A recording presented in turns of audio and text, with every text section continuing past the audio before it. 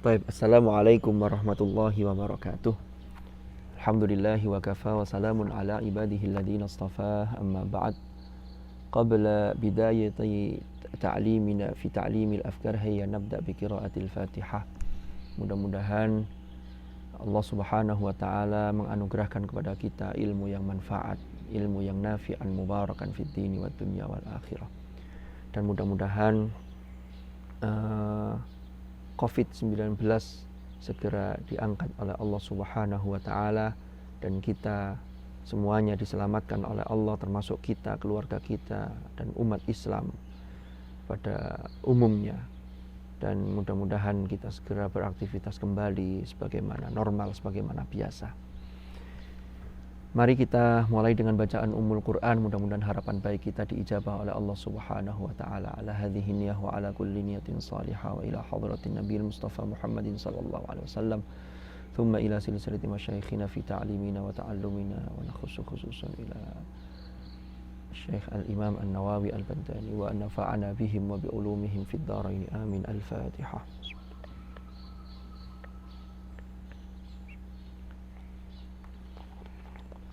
Bismillahirrahmanirrahim. Kita lanjutkan ngaji kita kitab Qawmi Utuyan ala Manzumati Syu'abil Iman. Kita sekarang masuk pada Asy-Syu'bah Ats-Tsaniyatu Was-Sittun, yaitu syu'bah yang ke-62. Bismillahirrahmanirrahim. Qala al-muallif rahimahullahu ta'ala wa nafa'ana bihi wa bi ulumihi fid dharain. Amin. Wa syu'batu tsaniyatu was-sittun, utawi syu'bah yang ke-62, iku raddus salami minal muslimin, yaitu menjawab salam dari orang-orang Islam. Qala sallallahu alaihi wasallam, Rasulullah sallallahu alaihi wasallam bersabda, idza sallamal muslimu alal muslim, idza sallama, apabila mengucapkan salam sapa al muslimu orang muslim, seorang muslim, alal muslimi kepada orang muslim yang lain, faradda alaihi, faradda maka menjawab sapa muslim alaihi terhadap salamnya orang muslim, salat maka bersolawat, alaihi kepada muslim yang menjawab salam tadi, salat maka mendoakan, alaihi ing atasi muslim sopo al malaikatu para malaikat, sab'ina marratan kelawan 70 kali. Jadi kalau kita menjawab satu salam atau saling bersalam, assalamualaikum waalaikumsalam, maka di sini malaikat bersolawat sebanyak 70 kali. Kita tahu dalam bahasa Arab itu angka 7, 70, 700 dan seterusnya. Itu ada yang berpendapat itu untuk menunjukkan likathrotih, untuk menunjukkan saking banyaknya. Jadi tidak bisa dihitung 70 kali, karena 70 itu ukuran banyak. Jadi tradisi Arab itu ketika menyebut angka 7 itu banyak, termasuk 70. Makanya di Al-Quran itu kalau 7 itu yang 7 yang hakiki, itu makanya disifati, ada penjelas. Contohnya adalah fasiyamu salasati ayyamin fil hajj wa sab'atin idza raja'tum. Jadi puasa fasiyamu salasati ayyamin fil hajj, 3 hari di sana, lalu wa sab'atin idza raja'tum, ditambah 7 hari ketika sudah pulang ke tanah air. Ini terkait dengan ibadah haji ketika harus membayar dam tapi kemudian tidak mampu, lalu kemudian diganti dengan puasa. Maka ada lanjutannya, tilka asyaratun kamilah, biar orang tidak menduga 7 ini berapa, maka asyaratun kamilah berarti 10 yang sempurna itu adalah 3 ditambah 7, maka jumlahnya adalah 10. Nanti banyak sekali di Al-Quran. Contohnya adalah istaghfir lahum aw la tastaghfir lahum in tastaghfir lahum sab'ina marratan falayyaghfirallahu lahum. Jadi kalau kita memohon ampun untuk orang non-muslim, orang musyrik, kita memohonkan ampun kepada Allah, maka sebanyak apapun, walaupun sampai 70 kali, maka mereka ya tidak bisa tembus ini. Istighfarnya tidak bisa tembus dari kita. Karena memang beda akidahnya. Sab'ina marrah itu jangan dihitung 70, berarti kalau 71 nanti bisa, tetap tidak bisa. Karena 70 itu mengandung makna sangat banyak gitu loh. Wa qala sallallahu alaihi wasallam, Rasulullah sallallahu alaihi wasallam bersabda, innal malaikata, sesungguhnya para malaikat ikut ta'jab, heran, ta'ajub, minal muslimi terhadap orang Islam, yamurru alal muslimi yang lewat papasan dengan orang Islam yang lain, wala yusallimu alaihi, dan dia tidak mengucapkan salam kepada yang saling lewat tadi, alaihi, kepada orang sesama muslim.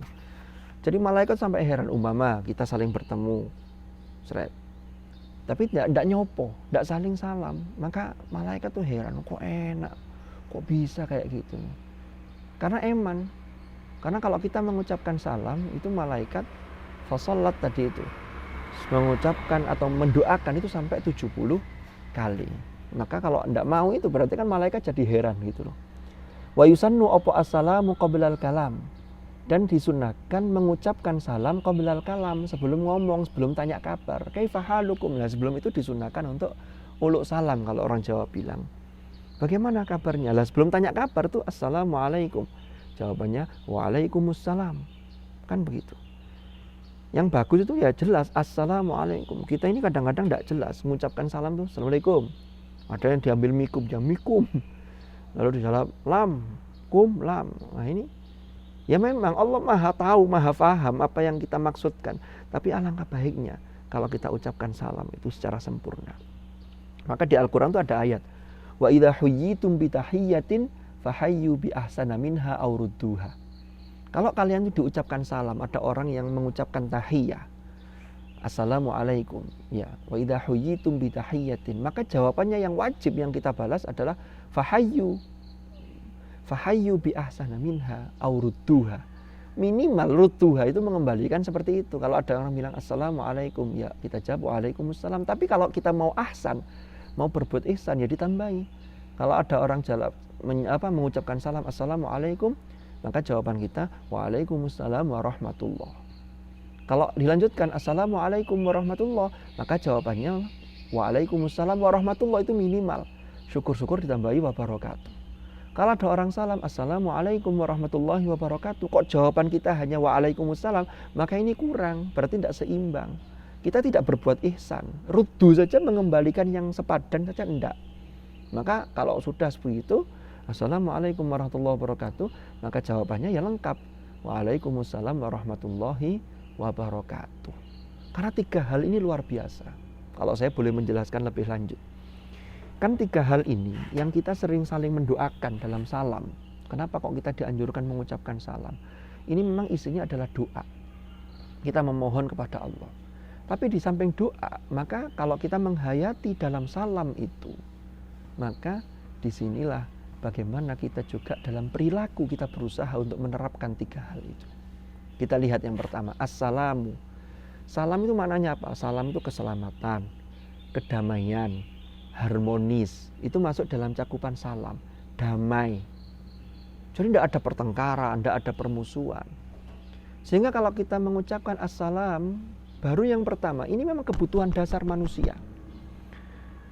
Manusia itu punya harta sebanyak apapun, tapi kalau jiwanya merasa tidak selamat atau terancam, maka hidupnya tidak akan bisa tenang.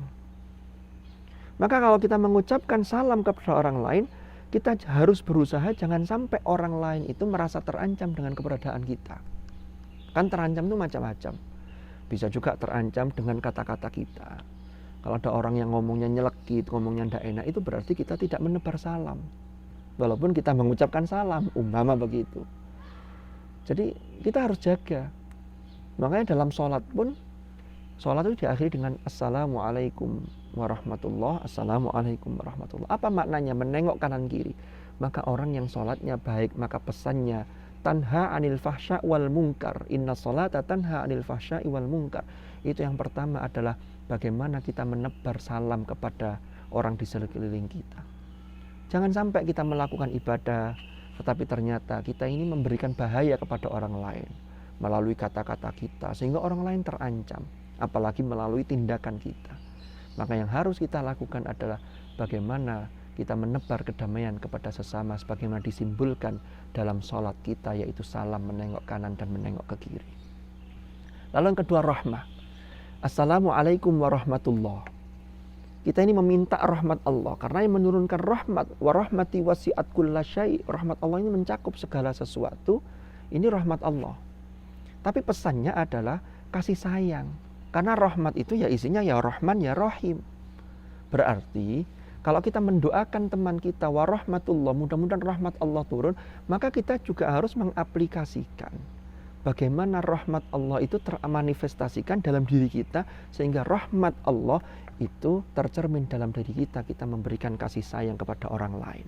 Itu yang dimaksud warahmatullah. Luar biasa dalam Islam ini ajarannya. Kita bersyukur. Warahmatullah. Nah, kembali ke assalamualaikum warahmatullah tadi. Dalam konteks salam, maka dikatakan oleh Rasulullah SAW, seorang mukmin yang baik itu adalah orang lain itu selamat dari lisannya dan dari perbuatannya. Kalau ada orang yang kemudian hidup lalu tidak menebar manfaat, tidak menebar kedamaian, maka ketika dia meninggal, maka orang lain akan mensyukuri, tidak akan menangisi kepergiannya. Na'udzubillah tsumma na'udzubillah. Kita lanjutkan. Lalu yang ketiga, dalam salam ada wabarakatuh.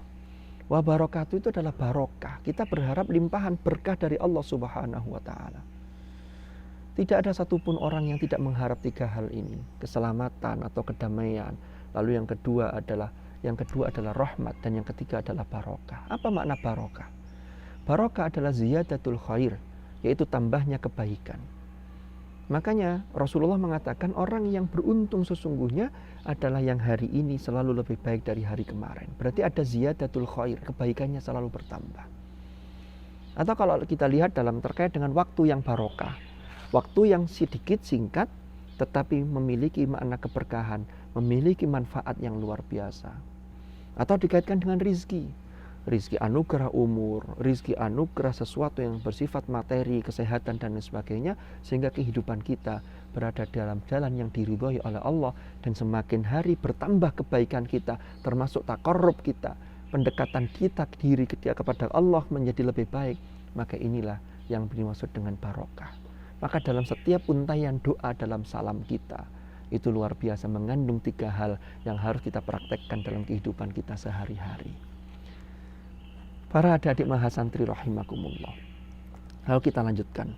Wa yusannu, dan disunnahkan opo assalamu qablal kalam, mengucapkan salam sebelum bercakap-cakap tadi, sebelum tanya kabar. Wal musafahatu indas salam, dan juga disunnahkan untuk bersalaman ketika mengucapkan salam. Assalamualaikum. Ini tentunya sesama mahram atau sesama jenis, atau laki-laki dengan laki-laki. Kalau laki-laki dan perempuan ya beda aturannya. Karena ini tidak bisa dibenarkan nanti, walaupun salaman itu masalah yang ikhtilafiyah, tapi lebih baik kalau bukan mahram maka bersentuhan itu lebih baik dihindari, karena ini akan membawa madharat yang besar. Nanti mungkin akan kita jelaskan di sesi yang lain. Nah, kaitannya dengan konteks hari ini, yang mana ada anjuran para ahli, kita bertemu ada social distancing, kita harus menjaga jarak sosial, sehingga kalau ketemu pakai masker tidak usah terlalu dekat, ada jarak 1,5 sampai 2 meter. Lalu tidak bersalaman. Ini kan sifatnya sementara. Artinya karena memang ada wabah, ada virus yang berbahaya yang bisa menular melalui sentuhan tangan, melalui droplet dan sebagainya, maka kita ikuti para ahli, karena memang perintah Al-Qur'an adalah fas'alu ahla dzikri in kuntum la ta'lamun. Ini kan sudah dari ahli, para medis. Lalu kemudian ulama mengatakan la dharara wa la dhirara. Ini berasal dari hadis Rasulullah sallallahu alaihi wasallam. Maka kemudian la dharara wa la dhirara, ini hadis Rasulullah sallallahu alaihi wasallam. Maka dalam konteks ini, maka salaman yang hukum asalnya adalah disunnahkan, maka untuk sementara waktu tidak kita lakukan karena ada hal lain, yaitu darul mafasid muqaddam ala jalbil masalih. Kita harus menolak bahaya sebelum mengambil manfaat. Ini dalam kaidah fikih dikatakan begitu. Lalu lanjutannya adalah qala Rasulullah sallallahu alaihi wasallam. Rasulullah sallallahu alaihi wasallam bersabda, "Tamamu tahiyyatikum," utawi sempurnanya tahiyat kalian, bainakum, di antara kalian, iku al-musafahah, yaitu bersalam-salaman. Artinya apa? Kata Rasulullah, kalau kamu ingin sempurna ketika mengucapkan salam dan saling mendoakan, mengucapkan tahiyyah, ya di situ, maka ini disertai dengan bersalaman atau musafahah tadi itu. Karena kenapa? Karena orang yang bersalaman, maka disinilah Allah Subhanahu wa ta'ala menurunkan rahmah, menurunkan maghfirah, dan mengampuni kedua orang itu. Karena kedua orang itu tidak ada masalah. Karena kalau orang punya masalah, punya dendam, maka jangankan bersalaman, Jangankan mengucapkan salam, ketemu saja itu sudah dari jauh itu sudah mengo, kalau orang Jawa bilang tuh mengo itu apa ya? Menyimpang, nyari jalan lain, ya apa caranya agar saya tidak ketemu dengan orang itu. Ini yang dilakukan kalau orang punya dendam. Padahal kita ini harus berusaha membersihkan hati kita dengan meniadakan dendam. Kan kita ini melakukan kebaikan-kebaikan, sesungguhnya kita ini sedang berlatih untuk menjadi penduduk surga. Mudah-mudahan kita termasuk penduduk surga kalau di akhirat nanti. Penduduk surga itu tidak ada dendam.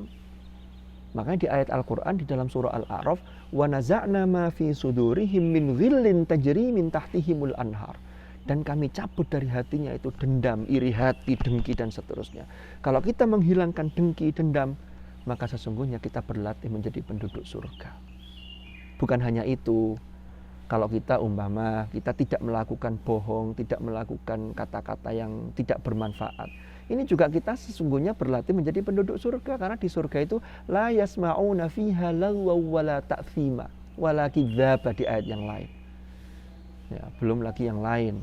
Kalau kita melakukan hal-hal yang baik yang lain, kita sesungguhnya sedang berlatih.